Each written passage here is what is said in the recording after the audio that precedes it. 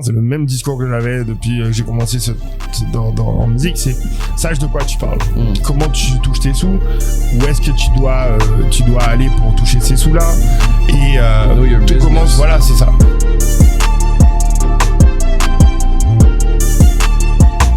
Montréal, ce soir, enfin, on reçoit le président du comité conseil de Advance Musica, le directeur artistique de Universal Music Canada. Il est avec nous, puis il était là pendant un petit bout, mais caché. Mais là, maintenant, il est souvent là. Il est avec nous, il est souvent en studio avec nous. Faites un maximum de bruit pour Whitney Bonfils, parce que ce soir, là, Real Talk, on va parler des bonnes choses, de qu'est-ce qui se passe dans la ville. Comment ça va, frérot? Ça va et toi? Yo, un plaisir de t'avoir en studio, ça fait plaisir. C'est quand ça fait? Sarah Dandan, ça fait quand même un bon petit bout. Depuis ce temps-là, elle m'a dit qu'elle passerait là, justement. Ouais, ce soir, depuis ce temps-là, je lui avais parlé, j'étais très intéressé à avoir une conversation avec toi. Écoute, on a reçu des bons messages. Faut cultiver la ville, bro. Faut cultiver la ville. Il adore ces émissions-là. Ouais. Il adore ces émissions-là. Il y a des gros joueurs que les gens savent pas nécessairement qu'ils existent, qui sont très importants, puis t'es une de ces personnes-là. Ça me fait plaisir, merci beaucoup. J'adore ce que vous faites. De toute façon, je suis là presque tous les jours. Respect, frérot. Écoute, parle-nous, on veut savoir vraiment, littéralement, comment ça a commencé cette passion pour toi dans la musique. C'est quoi qui t'a motivé à embarquer justement dans les grandes entreprises autour de la musique? En fait, avant, moi, j'ai commencé en technologie, donc rien à voir avec la musique. Donc après l'université, j'ai démarré. Ça a super bien fonctionné. Et pendant genre 7-8 ans, j'ai fait que ça. Donc, j'ai travaillé dans des grosses boîtes plutôt américaines.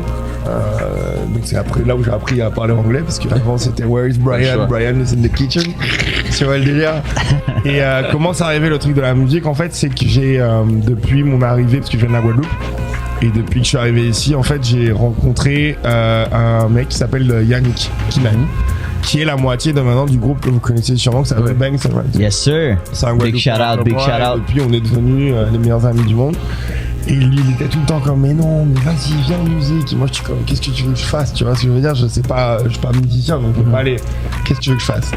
Et finalement, comment ça s'est passé? C'est parce que lui, il y a comme quoi, 6-7 ans, il était signé chez Warner, au UK. Ouais. Et les patrons de Warner sont descendus à Montréal pour le signer. Et de là, j'ai pu parler avec des gens, tu vois. Solo ou avec en groupe? Et c'est les deux, en fait, le patron, enfin le président de Warner. Non, mais Yannick, les deux. Ouais. Mais entre-temps, ouais, c'est ça, il a rencontré, avant je le connaissais, il n'était pas Bang Samurai, il a rencontré Soké, ils sont devenus Bang Samurai, je fais fast forward, c'est pas toute l'histoire. Mais, et c'est ça, donc ils sont venus le signer, on a passé une soirée de fou. Et c'est en fait la première fois que j'ai tilté qu'il y avait d'autres métiers, en fait, dans l'industrie de la musique. C'est une industrie, en fait, tout simplement. Ouais. Et que dedans, tu vois souvent les créateurs, je suis un grand fan de tous les gars là, les Grammy, les Awards, whatever, mais tu vois pas ceux qui sont derrière. Et ceux qui sont derrière, ils font un taf, en fait, c'est un travail, que ce soit du gars de marketing, DA, etc. Et en fait, il gagnait cette année-là, donc c'était en 2016, il gagnait un prix au Gala Socan à Montréal. Ouais. Et sur ma table, il y avait le directeur Yanard de la Socan. Et cette soirée-là, ils m'ont offert un job. La même soirée. C'est comme ça que ça se passe, bro. C'est comme ça que ça se passe, en direct. Tranquille. Franchement, j'ai eu de la chance. Et ce qui s'est passé, c'est comme, il fallait prendre une grande décision, parce que dans les TI, tu touches très très bien ta vie. Hein, et à l'époque, j'étais jeune, je suis quand même un peu encore, mais j'étais surtout très jeune, avec 25, 26. Et fallait prendre un gros pay cut, et je l'ai fait, et franchement c'était la meilleure décision de ma vie. Donc de là à la Socan, il s'est passé plein de trucs, hein, on va pas revenir, mais notamment les signatures de hip-hop, parce que je me suis rendu compte qu'il n'y avait pas de signataire hip-hop à la Socan, il n'y avait pas de membres. Ton rôle dans la Socan, c'était quoi? C'était le même rôle que ça, en fait. C'était un DA. Donc en fait mon rôle c'était de signer, de retenir et de rapatrier le talent canadien. Donc, mais principalement le hip-hop. Donc il n'y avait pas de personne. Le 514 n'était pas signé à la Socan. Exemple. Et moi, je crois qu'il avait jamais déclaré une chanson ou un truc comme ça. Ouais. Donc on a passé plein de temps ensemble. Ils avaient des chèques pour lui. C'est ça. Et frérot, au bout d'un moment, tout le monde a reçu son argent, tout le monde était content. En fait, c'est ça. Tout le monde était, Whitney, il est génial, en fait. C'est comme ça que ça s'est passé. Et, en fin de 2017, j'ai rencontré une artiste. Qui s'appelle Lazare. Et là, frère, écoute, je suis tombé sur YouTube. tomber amoureux de sa voix, tomber amoureux de son talent, tomber amoureux de tout ce qu'elle fait, écoute. Et c'est un pote à moi en fait, Benny Adam, que vous connaissez sûrement, qui est un génie en fait tout simplement. D'ailleurs j'étais en train Un habitué de la maison. Une de ses chansons sur le gothique qui sort en octobre là. Ouais. Pigalle, incroyable, ces gars, c'est un génie. Et bref, il me présente, attention, on a un problème de je vais essayer d'être discret, mais je l'ai affiché. Merci frérot. Et c'est ça, il m'envoie 4 titres qui me flinguent De Lazara. Ouais. Et finalement je les envoie à Universal Canada. Bon, je suis pas encore chez Universal Canada. La réaction elle est là, mais on trouve que ça va pas au rythme qu'on veut, fait qu'on prend un avion elle et moi et on se barre en France. Et je rencontre, parce que j'ai la chance de côtoyer beaucoup de labels, enfin tout, et je rencontre Polydor notamment. Il y en a plein d'autres qui étaient intéressés, mais Polydor, mon pote Jérôme Labreuil, qui était un DA là-bas, et Stéphane Espinoza qui était le patron de Polydor, il a changé de boîte. Et on s'est tous assis, on a fait genre let's go. Et c'était l'une des premières fois où on a fait un partenariat entre la France et le Canada. Donc une JV entre Universal Canada et Polydor France pour démarrer ce projet. Nice. On a démarré ce projet sur 2 territoires à la fois. Et fast forward, en fait, je suis rentré chez Universal Canada comme ça. Ouais. Je te fais l'histoire courte. Puis ouais, tu l'as fait courte, solide, là, parce que ça avait l'air très simple. C'est 7 années, en fait, qui sont passées.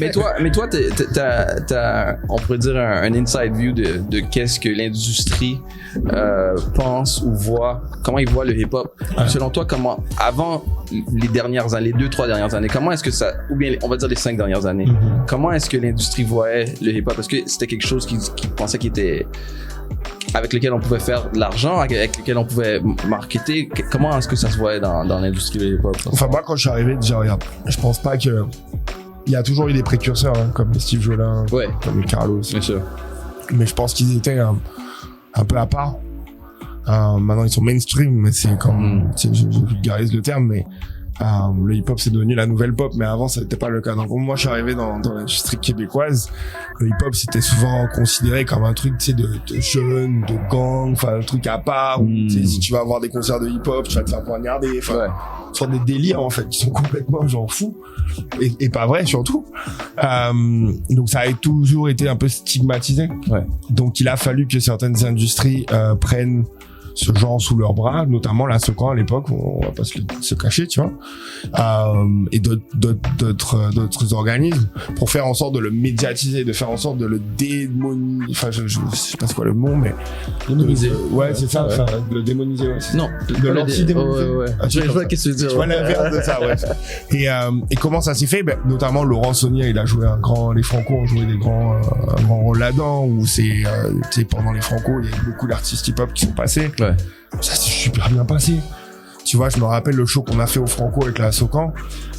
Ça a été une vente de faire venir le 514 parce que personne les connaissait, enfin de l'industrie. De l'industrie. Oui, tout le monde les connaissait, tu vois. Moi, je regardais les stats, j'étais comme c'est incroyable. Je me demandais si c'était faux. C'était vrai, tu vois. Tout était vrai, tout était nickel en fait. Et donc j'ai dû vendre le truc. Bon, j'étais pas tout seul, j'ai convaincu du monde, on l'a vendu. Et finalement, ils l'ont fait et tout le monde était perplexe. Donc, t'as les patrons de la Socan qui est venu de Toronto pour venir voir parce qu'ils étaient comme, on va voir si c'est vrai, c'est comme, tu vois. Et frère, on attendait quoi? 250 personnes. C'était en face de l'Astral, la scène qu'il y avait avant, là. Je crois qu'il y a eu, je sais pas, entre 500 et 700 personnes qui sont débarquées. Et le mur tremblait, tout le monde chantait, mais dans la bonne humeur, des gamins, des grandes personnes, enfin, tu vois ce que je veux dire, c'était un délire. Et de voir ça, tout le monde était comme, ok, en fait, on est passé à côté. C'est cette soirée-là qui a fait de la différence. Je pense que moi, en tout cas, ça, je l'ai senti comme ça, parce qu'il y avait toute l'industrie québécoise là, les décisionnaires, si tu veux, et tout le monde se regardait, je ne savais pas c'était qui, et pourtant, voilà. C'est fait. Tu vois ce que je veux dire? Et de là, leur signature chez Believe, etc., etc. Selon toi, 514 a commencé un peu comme tu parles de comme si ce show-là a fait vraiment une différence à Montréal. Je pense que ouais. Okay. Ils étaient, non, je vais pas, attends, je veux bien le préciser. C'est ça. Ils étaient, non, ils étaient, les gars étaient là depuis un moment. Ouais. C'est pas s'ils étaient là depuis un moment et qu'ils avaient cette fanbase que juste la lumière du show des Franco a fait que le monde a pu voir qui ils étaient. Du côté de l'industrie ou du côté des... Voilà, c'est pas les Franco Congo qui ont créé 500 c'est pas ce que je dis du tout. C'est qu'ils étaient déjà qui ils étaient. Ouais. Et que maintenant, t'as tout le monde qui fait comme. Il y a eu la plateforme. Wow. Et c'est un exemple, 514. Il y en a plein d'autres. Tu vois ce que je veux te dire? Il y a Salimo, enfin, il y a Easy, enfin, il y en a plein d'autres. Mais je pense que ça a été une fenêtre sur du pur talent, en fait. Et ça remonte à quand, ça? Je crois 2017, je crois. 2017, ouais. 2017. Okay. Alors que les gars, frérot, si tu regardes à l'époque où les gros titres qu'ils avaient, ils faisaient des stats. Ouais. Mais oui. Les grosses stars actuelles. Il y a des classiques sur ces sons-là, les classiques de Montréal. J'ai une question par rapport à ça. Quand on regarde, puis on parlait de ça tantôt avant de commencer, quand on regarde beaucoup d'artistes, par exemple, surtout au Québec, ils font des chiffres, des stats, des streams de fou, là. Pourquoi est-ce que si ces gars-là font des streams, ils font des chiffres, ils ont des shows des fois, puis tout va bien, pourquoi est-ce qu'on les met pas au même niveau que d'autres artistes qui font par exemple de la pop ou d'autres genres de musique? C'est pas qu'on les met pas, tu sais, regarde, c'est pas qu'on les met pas au même niveau ou quoi que ce soit.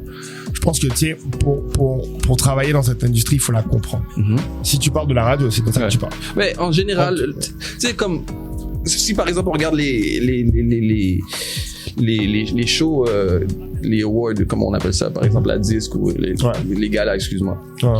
Les gars sont là, mais on va pas se mentir, ils sont pas considérés au même statut que d'autres artistes québécois. On va pas se mentir. Ben, regarde, je pense que tout arrive en son temps. Je pense que le hip-hop mainstream, c'est quand même assez récent à mon avis. Il y a toujours eu des gros artistes, tu sais, des Dramatiques, et Sans Pression et tout, mais c'est devenu maintenant mainstream. Donc, comme je te disais tantôt, les gens, les décisionnaires de demain, c'est ceux qui ont grandi avec la culture hip-hop. Donc, les choses vont être amenées à changer, comme tu regardes les Grammy, ou comme tu regardes les victoires de la musique, ça a évolué de ouf, tu vois. Donc, je pense qu'on va y arriver. Maintenant, regarde, pour revenir au sujet, donc je sais que tu as envie de parler, la radio. La radio, pas nécessairement. Moi, honnêtement, je parle. On peut continuer sur la radio, mais je parle vraiment en général. Mais la radio est un vecteur parce que tout le monde se pose la question. Mais regarde, c'est simple. La radio, elle est sponsorisée par les pubs. Tu vois, donc, en fait, l'idée, c'est simple, c'est de dire. Je donne un exemple complètement abstrait, qui est basé sur rien du tout. Bro et Martino, s'ils investissent sur une radio, mais en fait, ils regardent qui. C'est quoi l'audience? C'est quoi l'audience de target? Radio, voilà. Est-ce que ça correspond au portefeuille à ma clientèle de leur clientèle? Et s'ils se disent, ben, ce type d'audimat, ben, ils veulent écouter Roxane Bruno, ben, le programmateur de cette radio, qu'est-ce qu'il va jouer? Roxane Bruno. Voilà. Donc l'idée est, tu vois, advance. Ça fait partie du mandat. C'est de dire et de démontrer que la communauté noire qui va écouter du hip-hop, qui va écouter du R&B, elle a un portefeuille d'achat. Ce portefeuille d'achat, il est conséquent et il pèse. Tu vois, ils sont capables de représenter, je sais pas quel pourcentage de la clientèle de Bro et Martino, par exemple, si on continue sur cet exemple, tu vois. Et donc, quand on en arriverait à démontrer ça de manière claire, nette et précise, bah, je pense que la programmation même va changer. Donc, à mon avis, c'est des choses qui vont arriver inévitablement. Mais Advance, leur mandat, c'est pour les artistes ou la culture noire, mais... Non. Attends, je précise, c'est pas pour les artistes, c'est pour les professionnels. C'est vraiment important parce qu'il y a plein d'organismes qui s'occupent de promouvoir ou de sponsoriser, de financer les artistes. Nous, on travaille pour les professionnels noirs de la musique, donc les avocats, les directeurs artistiques, les bookers, les alors si on regarde par exemple, maintenant on est rendu avec le hip-hop, clairement c'est plus une musique urbaine ou seulement pour les gens noirs. C'est vraiment quelque chose, on va dire en général les gens de couleur et maintenant même les blancs, les jeunes blancs. Alors pourquoi encore à ton avis bien sûr, les compagnies de pub, les gros sponsors, les grosses commandites vont pas vers ce marché-là? Bah ils y vont. Ah non, regarde. Oui, je suis d'accord avec toi. Par exemple, les festivals et tout. Mais c'est même pas ça. Au niveau même de la radio, on commence à rentrer du hip-hop de ouf. C'est peut-être pas le hip-hop de la critique, entre guillemets, ou le hip-hop des puristes. Je sais bien. Il faut commencer quelque part. Le hip-hop joue en radio maintenant. Mais par exemple, pourquoi on voit pas... tu sais, j'ai nommé des noms, mais ça n'a pas vraiment rapport. Pourquoi, par exemple, on verrait pas un Lost dans une pub versus, je sais pas moi,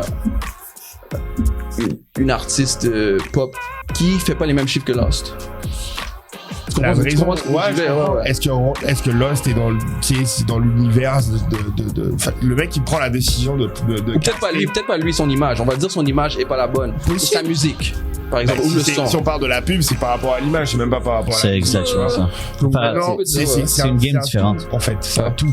C'est qu'il faut comprendre le tout dans lequel tu veux t'embarquer et pas revendiquer des choses que par ta musique ou l'image que tu projettes, tu peux pas avoir parce que ça n'a pas rapport sur la pub qu'Alicia Moffett va faire. Lost va pas pouvoir la faire, c'est pas la même clientèle, c'est pas le même. Tu vois ce que je veux dire? Donc je pense que maintenant l'idée c'est est-ce qu'il y a des pubs qui vont être faites en utilisant l'image de Lost dans le futur pour promouvoir des articles que la clientèle de Lost, enfin que les gens qui écoutent du Lost vont acheter? Certainement. Ça va arriver. De plus en plus. L'exemple qui me revient en tête souvent, c'est par exemple qui est Ben's Cool. Dans n'importe quel autre marché, cette chanson-là est dans toutes les pubs de Benz. Mais au Québec... Après, il faut que les gens le connaissent aussi, frère.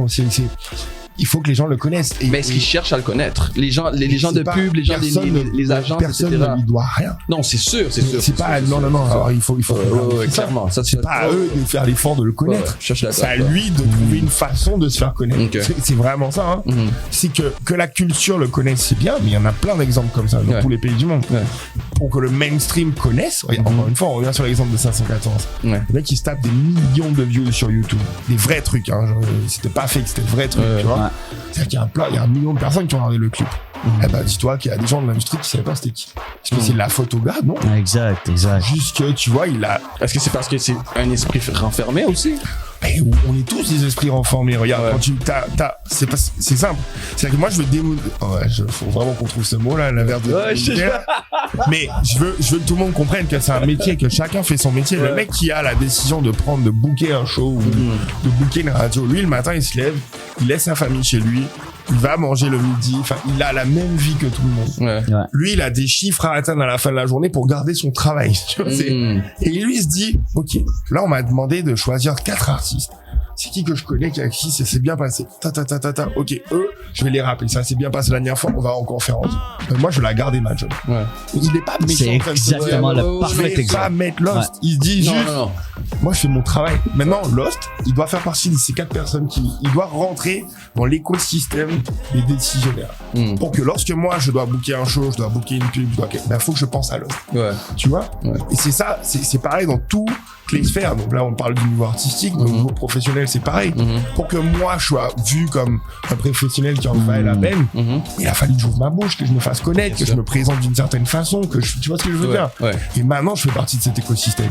Est-ce que je sens une différence? Pas du tout. Les gens me traitent de la même manière. Et au contraire, je pense que je fais partie des seuls gens issus de la diversité à ce genre de poste, donc j'ai même tendance à avoir beaucoup d'œil sur moi. Écoute, ça va de plus en plus, c'est de plus en plus intéressant pour justement, comme tu parlais de la clientèle qui commence à découvrir de plus en plus, comme tu dis, il y a plein de personnes encore aujourd'hui qui savent même pas que ce soit les artistes de France qui débarquent à Montréal, que ce soit du monde.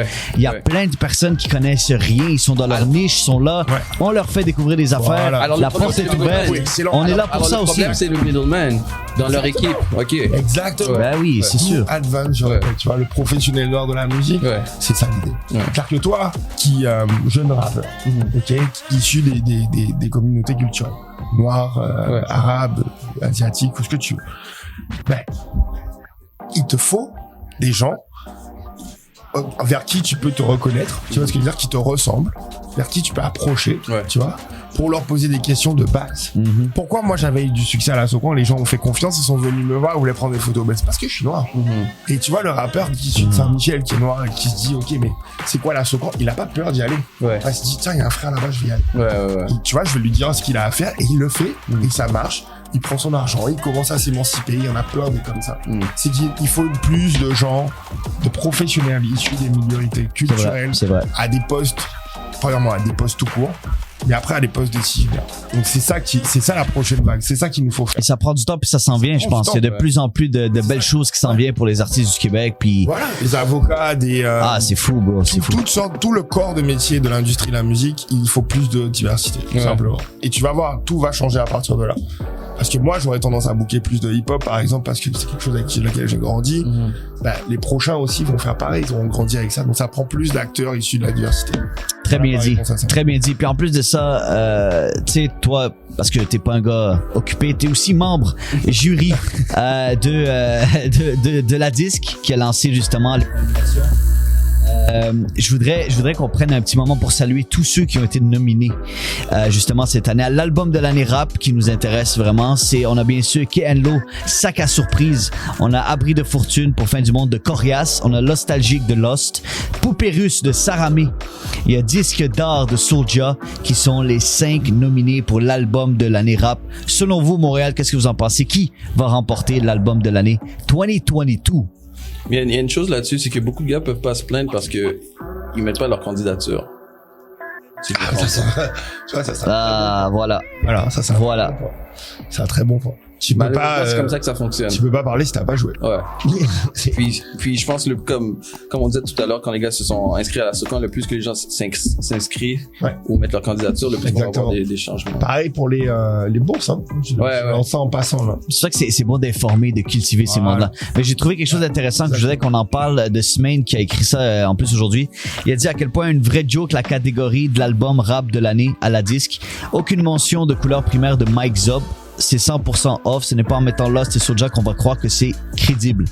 Désolé d'être le statut, hein. Il dit ce sont 250 albums, 88 spectacles, 91 vidéoclips qui ont été recensés durant la période du 1er juin 2021 au 31 mai 2022. So, qu'est-ce que vous en pensez de ça? Je dis pas qu'il a pas raison, mais c'est une opinion, tu comprends? Ouais, elle est valide hein, quand même. Hein. Ouais. Mais après, regarde, le boulot aussi de la disque, c'est de représenter la diversité. La diversité, elle est aussi dans le genre de musique, dans le genre de rap. Quand tu parles du rap, il n'y a pas que le street rap.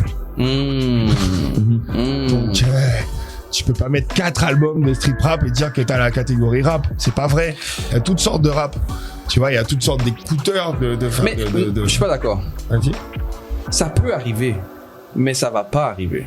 Qu'est-ce qui peut arriver? Tu peux avoir, par exemple, une année que par exemple, si c'est 5 albums street rap. Ouais. Ça peut arriver que les meilleurs albums soient des albums street rap ou les meilleurs albums qui ont été présentés ces dernières semaines. Ça peut arriver, mais ça va jamais arriver ici. Mais on se rappelle qui a gagné l'année passée? Moi, je me rappelle même pas. Mais c'est Connaisseur Tikazo. C'est vrai. Exactement. So, c'est déjà. Mais encore, j'ai envie de te dire oui, mais pour moi, même là, genre, je suis pas en train de défendre qui que ce soit. Mon opinion serait de dire que ça prend de la diversité là-dedans aussi. Oui, ça bien sûr. Femmes, je suis complètement d'accord. Ça prend, du rap un peu plus pop, ça prend du street rap. On salue Saramé qui est tout le temps bien placé. 100%. Voilà. Bah oui.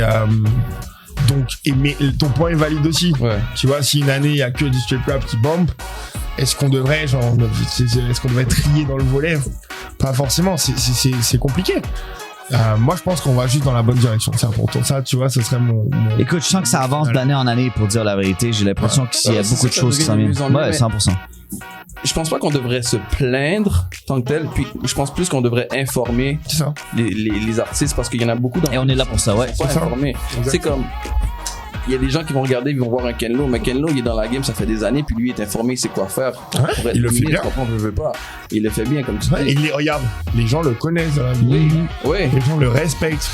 Puis il faut le dire, oui, on parle de contact, on parle d'implication, on parle de personnes qui, comme tu le dis, qui connaît de qu'est-ce qui se passe, il est impliqué, il est présent, il dort pas chez eux, il travaille. Tu sais, comme t'es dans les événements, tu socialises, t'es là, le monde sache qui t'es. Il faut qu'aussi tu continues à faire ça. T'es pas là, tu drops un album, tu t'en vas dormir. Non, c'est comme il y a du travail autour de ça, il y a du marketing, il y a du. T'arrives, tu sais, tu es présent, enfin, t'es cordial, enfin, pas cordial en mode tu changes de personnalité, hein, mais tu deviens les gens ont envie de te parler, quoi. Ouais. Tu vois ce que je veux dire, t'es pas là en train de te péter la face dehors, tu vois ce que t'es avec les gens, donc les gens qu'est-ce qu'ils ont là, il est cool, c'est quoi, il faut vraiment l'inviter à notre prochain show. Exactement. Puis comme on dit souvent, vas-y. Comme on dit souvent, frérot, c'est que le monde demande qu'est-ce qu'il faut faire pour passer au warm-up, qu'est-ce qu'il faut faire, c'est on regarde tout ce qui se passe, qu'est-ce qui est hot, qu'est-ce qui se passe, t'as un fanbase, t'as du monde, tu sais, t'as un vidéoclip qui est sorti, t'as du travail, c'est tout ça, c'est des critères qu'il faut faire en sorte que il faut établir parce que sinon t'as pas de but, t'as pas d'objectif, tu t'en vas où, qu'est-ce qui se passe, c'est quoi ton prochain, tu viens drop un beat ici puis tu disparais, that's it, it's over. Ça sert à quoi? Après, regarde, et tu vois, les deux se valent aussi, hein, parce que t'as ça c'est pour faire partie de l'industrie. Yeah. Tu peux aussi avoir le choix de pas en faire partie, de faire ton truc de ton côté. Et tu peux tout casser aussi. Donc, tu vois, les deux se valent dépendamment de ce que tu veux faire. Ça, c'est clair. Ouais. Bon. Mais si tu veux faire partie de l'industrie, il y a des façons de le faire. Ouais, moi, un gros problème avec beaucoup d'artistes ici, c'est il y a pas de suivi quand l'album sort. Même avant que l'album sort, on sait peut-être une semaine avant. Il y a pas de merch qui vient avec. Il y a 1 ou 2 vidéos, puis c'est tout après. Comme il doit avoir un standard. Éventuellement, on va devoir vraiment établir un standard. Il faut avoir un timeline sur qu'est-ce que tu fais. Tu peux pas juste drop la musique, drop la vidéo, puis on t'entend plus après pendant une année. Tu comprends? Ça va puis on doit l'admettre, frérot, c'est difficile. C'est difficile aussi faire un album. C'est difficile. C'est difficile le travail, la production, tout ça. Puis ça, on le sait. So, qu'est-ce que tu donnerais justement à ces jeunes-là qui nous écoutent pour continuer, puis les motiver à continuer, pas lâcher, mais qu'est-ce qu'il y aurait besoin pour vraiment s'enligner vers la bonne direction? Qu'est-ce qu'on doit faire? Qu'est-ce qu'ils devraient focuser sur? Vraiment s'informer. Si tu veux rentrer dans une industrie, sache de quoi tu parles. C'est le même discours que j'avais depuis que j'ai commencé en musique, c'est sache de quoi tu parles. Comment tu touches tes sous, où est-ce que tu dois aller pour toucher ces sous-là, et tout commence, voilà, c'est ça. Tout, c'est 2 mots, hein, c'est music business, l'industrie de la musique. Tu vois ce que je veux dire? C'est tu commences, si tu veux en faire quelque chose, alors que déjà tu fais de la musique, t'as déjà du contenu, continue d'en faire, ne lâche pas. Mais derrière, soit tu t'entoures de gens qui comprennent l'environnement de la business, ou toi, tu comprends l'environnement de la business. Comme pour reprendre ton exemple, tu peux pas drop un son le lendemain pour la veille la veille pour le lendemain et dire genre ouais ça va marcher, y a rien qui se passe. Non. Comment tu fais pour promouvoir un son? T'en parles à l'avance. Fort sur le moment, et après tu vois c'est 2-3 mois une chanson en fait pour la préparer. Qu'est-ce que c'est qu'un DSP? Comment tu fais pour rentrer sur certaines playlists de Spotify, de Apple, etc. C'est des choses sur lesquelles tu dois te renseigner. Tu vas pas réussir à chaque fois, mais à force de le faire, ton nom va circuler. Enfin, les choses vont s'améliorer. C'est une bonne question, ça. C'est une bonne question par rapport à Spotify, par rapport au te démarquer dans les playlists. Quels seront les petits trucs qu'on pourrait dire aux jeunes qui nous déjà, t'as 2 types de ouais, ça, exactement. T'as 2 types de playlists. T'as les playlists organiques ou les playlists des utilisateurs, des grosses que des fois tu peux même payer pour rentrer dessus. Et t'as les playlists éditoriales, donc les playlists de Spotify. Pour rentrer dans les playlists de Spotify, il faut qu'un curateur te mette dedans, quoi. Donc, si on en a à Montréal, d'ailleurs. Tu peux te retrouver dans des événements et leur parler, leur montrer ta musique, ou tu sais, genre être sympa pour qu'ils le fassent. C'est difficile que les gens pensent. Non. Je travaillais avec un artiste à un moment donné, il était local, mais il était pas super gros, puis il y avait un son qui était super bon. Puis on a juste écrit un email à Northern Bars. Puis ça a passé sur Northern Bars. Puis c'était le plus gros. C'est des fans de musique, ces gars-là. Le plus gros playlist qu'il y avait au Canada. C'est pas si difficile que ça, mais les gens prennent pas le temps de faire qu'est-ce qu'il y a à faire. Non, parce qu'ils se disent ça va pas marcher. Donc prenez le risque. Prenez le risque, guys. Prenez le risque. Informe-toi, vas-y à fond. Et regarde, surtout, en fait, si tu veux un conseil, c'est pas parce que ça marche pas que ça va pas marcher demain. Donc, apprends regarde qu'est-ce qui a pas fonctionné. Analyse tes affaires et réessaye. Et frérot, le meilleur exemple qu'on peut donner, c'est avec les réseaux sociaux qu'on a aujourd'hui. Avec TikTok, du jour au lendemain, tu deviens la plus grande influenceuse, tu deviens le plus grand influenceur. Attends, mais du TikTok, mais si t'es là dans street rapper, non, mais tu vas pas laisser terminer, bro. Ça, je disais, dans le sens que tu peux devenir du jour au lendemain viral, puis t'es juste, oh my god, j'ai 1 million de followers, tu drops une vidéo le lendemain, t'as 2 views. So, à la fin de la journée, il faut que tu sois constant, que t'aies un but, que t'aies une niche, t'es un musicien, t'es un chanteur, t'es un danseur, quoi que ce soit. Do it. En répétition, continue à le faire, puis ça va finir par arriver, puis encercle-toi de bonnes personnes aussi. Je pense que la chose à faire, c'est d'encercler des contacts, gauche à droite, ça soit dans tous les domaines, c'est ça. Et pas peur d'ouvrir ta bouche, d'aller dans des 5 à 7. Écoute, je m'en rappelle. De gens plus intelligents que toi, en fait. Aussi, il faut aussi, puis il faut sortir le ego, il faut enlever l'ego de toi aussi. Exact.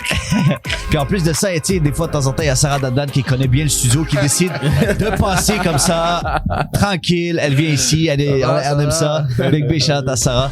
Puis c'est le fun d'en parler parce que, comme je te dis, il y a beaucoup de jeunes qui se demandent beaucoup qu'est-ce qu'on doit faire, c'est quoi la promotion. Oui, tu sais, le Socan, oui, allez vous inscrire, vous pouvez faire de l'argent avec votre musique. Tu sais, on en parlait la dernière fois.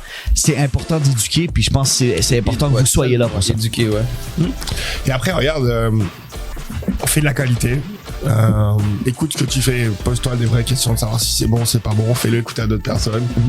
Tente ta chance, réessaye, faut être persistant mais cordial. Et si ce que tu fais c'est vraiment de la qualité, à un moment donné, il y a quelqu'un qui va l'entendre et qui va cliquer. Yes, that's it. Écoute, moi je veux savoir avec qui tu travailles présentement, sur qui les artistes qu'on peut voir des gros albums qui s'en viennent, qu'est-ce que tu nous prépares avec toute ton équipe, les artistes, je veux que tu les nommes là. Moi, dans mon roster, moi j'ai Banks & Ranks. Yes. Là, on a un gros son qui sort le 21 octobre. Et on a très hâte qu'il débarque ici, là. On n'a pas le choix de faire le party. Il va venir ce soir, mais il est crevé là. Non, on fait un party là. C'est pas. Je veux 100 personnes ici, je veux que ça pète ici sur Saint-Laurent. On sort un son avec Demarco et Conscience. Ben oui, Demarco est pas en plus beau. Ça va être sale, franchement, le son est lit. Nice. Ouais, donc ça c'est Banks & Ranks. Eux, ils ont un label qui s'appelle 31 East, qui est marrant parce que c'est l'adresse du studio qui est sur Saint-Laurent. Pas loin. 31 Sherbrooke Est en fait, Saint-Laurent, Sherbrooke. Et sur ce label, il y a deux, avec Universal, le label est signé avec Universal, et il y a deux artistes qui s'appellent Rêve et Preston Pablo. Et les deux sont en train de tout péter. Nice. Au Canada et en dehors du Canada. Preston, il est numéro 5 au Canada en ce moment. Devant lui, il y a que des carrés. Ben oui. Rêve, il est en train de tout exploser. Là, il y a un son dans FIFA 2022. Oh. Non, ça va super bien. C'est ce genre de truc-là que j'adore entendre. Ouais, ça va super bien. T'as plein de streams, c'est être dans des, comme quand ton son est licencié, j'adore ça. Ouais. Non, mais en plus j'ai le jeu, donc à chaque fois que j'ai vu, tu vois, j'entends la chanson. Donc ça, c'est pour ce petit volet-là. Sinon, moi de mon côté, Jay-Z. Yes sir. On va sortir un gros titre aussi en novembre. Ouais, c'est ça. Qu'on est en train de finaliser. Lazara qui a été nominé justement au. Yes sir, félicitations. À la 10, merci. That's it. Ça, c'est aussi très fort. Je voudrais la voir bientôt en plus, Lazara. Ça serait bien de la voir. Ouais, dès qu'elle revient, elle est en France. Mais il est pas chez moi, hein, mais Benny Adam, c'est un gars d'ici. Oui. Man, il est trop fort en fait. Il est vraiment fort. C'est un artiste, ça n'a rien à voir. C'est un génie. Ouais, que ce soit en prod ou. C'est vraiment ça. C'est un putain de génie, tu vois. Il peut chanter, il peut produire, il peut rapper. Il est fou. Il est fou. Ben oui, Benny. Concept. Franchement, dommage, je peux pas le jouer, mais il m'a fait écouter un son là qui s'appelle Pigalle. Ça s'en vient. Montréal, that's it. Il va pouvoir vous le jouer. Et sinon, j'ai signé une dernière qui s'appelle Sofia Camara. Qui est en fait pour l'histoire intéressante, c'est de la pop pure, hein, donc mais Nelly Furtado, vous voyez c'est qui? Bah oui. Alessia Cara, vous voyez c'est qui? Bah oui.